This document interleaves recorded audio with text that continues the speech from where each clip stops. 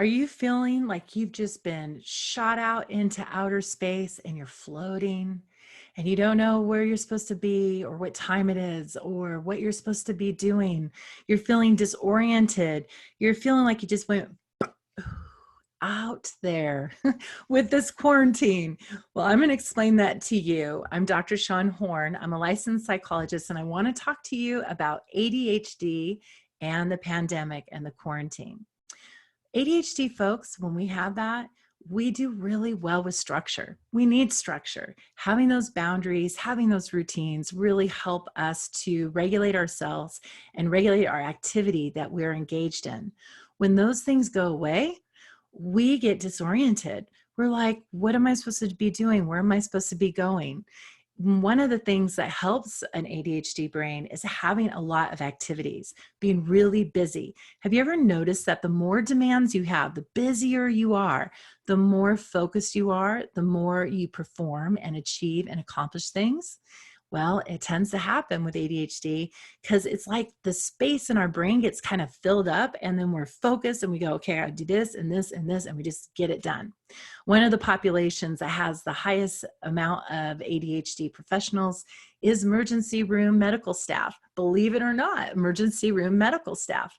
And it's that urgency and that fast paced and the crisis they are on. That is like their superpower. They do great in emergency situations, very focused, and can get the job done. So as we're home, our brain is going, oh, I get to rest. I get to relax. If you have a day where instead of having 8 appointments, you only have 2, and you're like, what was I supposed to be doing? And then on the day that you have 8 appointments, all of a sudden you go, I have all this stuff to do. Why did I wait? Why did I waste yesterday? And you get really frustrated.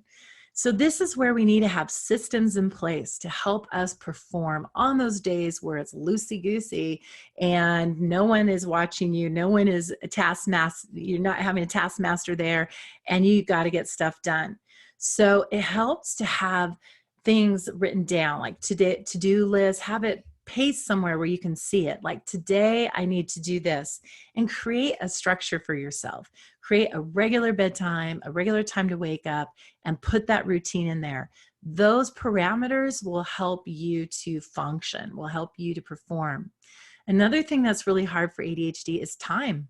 Have you ever noticed that? You can be gone and you come back and people go, where have you been? And you're like, what are you talking about? I was only gone for 2 hours. And they go, no, I mean, for 30 minutes. And they go, no, you've been gone for 2 hours.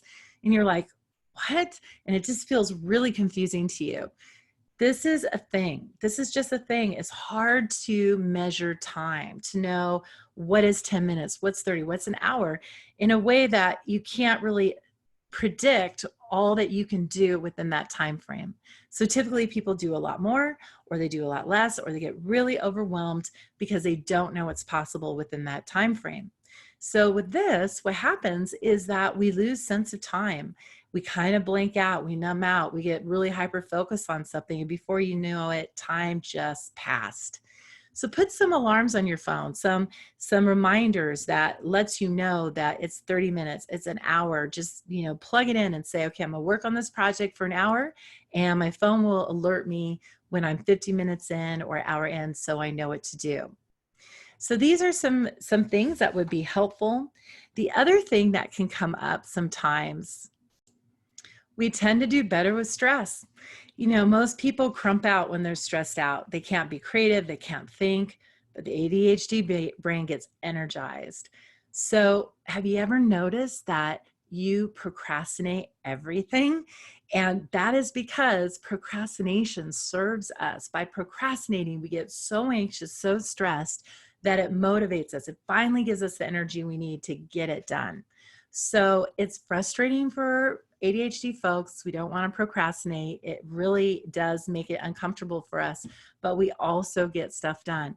So know that when there's not stress and you don't have deadlines, then you're likely to forget about this. You're likely to forget, like, oh yeah, I've got that article I have to write, or I have that project I have to do. So make sure you use those systems with like a calendar where you say, I have to have this done by Thursday. Give yourself deadlines and give it to you early rather than later. Make those deadlines earlier than later so that you put that self-imposed pressure for yourself. But one of the things that's so important for ADHD folks to know, and this is the shame buster psychologist talking here, is that we shame ourselves when we don't understand our brain. We don't understand our neurological functioning and why we have these struggles. And what tends to happen in our lives is we're told things that somehow our struggles are character flaws, moral flaws, and a person flaw. And this is not the case. You're not lazy. You don't care. How many of us have heard that? You just don't care. You're lazy. You don't focus enough. You're not trying hard enough, things like that. This is not true, but it's hard to meet those performance demands in the way that other people do.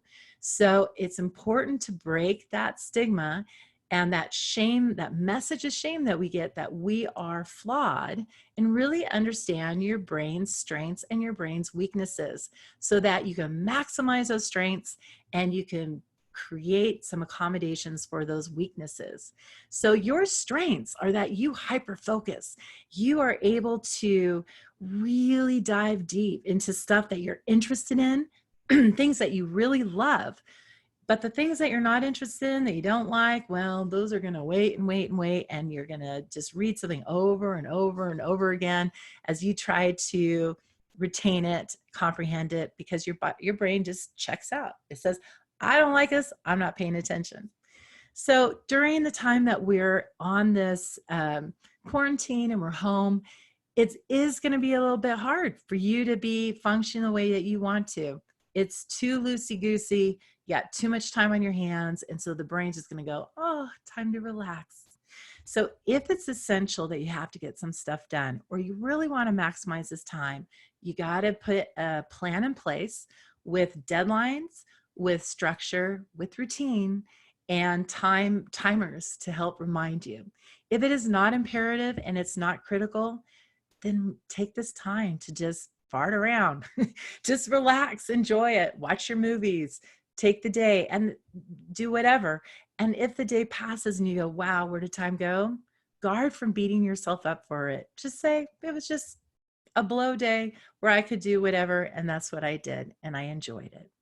So I hope this is helpful as we reflect on ADHD during this quarantine and what you could do to help support yourself during this time.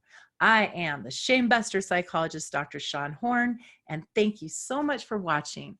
Please make sure you subscribe to my channel and that you come over to my website and sign up on my newsletter so you can get updates and listen to my podcast, Inspired Living. Make sure you subscribe, review, rate, and share with others.